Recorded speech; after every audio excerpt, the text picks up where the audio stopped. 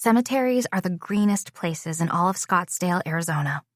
Even greener than the golf course at the nicest country club in town, which I only know because my mom worked there as a housekeeper when I was 7. And her boss used to let me eat ice pops from the snack stand at the 13th hole. Ocotillo Ridge Memorial Park is no exception. There's no red dirt here, no gravel, no dusty scrub or faded mulch, just a clear stretch of brilliant green grass.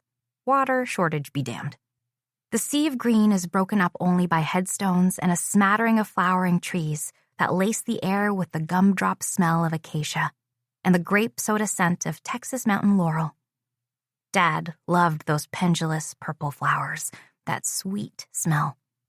It's why I dipped into my GoFundMe money, the dubiously earned nest egg I'd vowed never to touch except in case of emergency, to secure him a spot here, so he could always be near those blossoms. It's the trees I focus on now, the way they glow in the morning light. I don't focus on the way a priest is saying my father's name, J. Santos, and how it sounds all wrong on his clumsy tongue. The way substitute teachers used to say my name, indifferent, not bothering to understand the vowels or pronunciation, because in an hour, that name would no longer exist to them.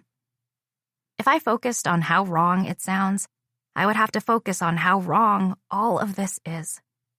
That my dad is lying there in a cedar coffin, waiting to be lowered into the ground, instead of standing here by my side. That my mother hasn't even called, let alone shown up for his funeral. That life as I knew it burned down to the ground just 2 weeks ago, when my house caught fire, taking everything with it. My guitar, my songbook, my diaries, my clothes, everything. And most importantly, my father. Because of the extensive damage, the fire department hasn't been able to tell us exactly what happened, just that it was probably electrical. Everything in our house was so old and half-broken, it honestly could have been anything. And once the fire started, it blazed hot and fast. My dad didn't even make it out of his bedroom. Everyone says it's a miracle I survived, that I'm so lucky that I somehow made it out of the house to the front lawn, where the firefighters found me, passed out from smoke inhalation. I have no idea how I did it. All I have of that night are smoke-addled flashes, nothing that adds up to daring escape. And personally, I wouldn't call any of this luck. Through the fog that has enveloped me ever since I awoke in the hospital, I notice just how many people are here. I recognize most of them.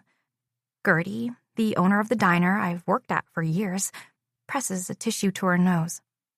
Teachers from Scottsdale Senior High School, where I'm a senior, as well as staff and students from Mojave Prep, where my dad coached football, stare solemnly ahead. His assistant coaches all stand in a line, wearing an impromptu uniform of slick jackets and ties. The players wear their varsity jackets despite the heat, their expressions grim. Thank God Tawny's here, my best friend in the entire world. And after everything that's happened, sort of my only friend in the world. Everyone has been so kind and helpful, but Tawny McGill is the only person I can bear to be around. She's also the last person alive, it feels like, who knows me inside and out, who knows what I need without me even having to say it.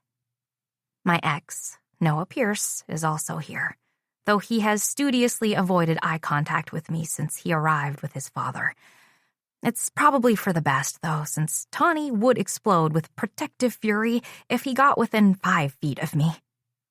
Next to the Pierces are a dozen guys from my dad's regular Alcoholics Anonymous meeting, the anonymous part of the equation having long since fallen by the wayside after years of backyard barbecues or the occasional person coming up to us during our weekly breakfast at the diner to share that my dad had literally saved their life. As I look into the sea of tear-streaked faces around me, at this crowd stitched together by my father's love and support, I can't help that little voice inside me that asks, but where is Dad?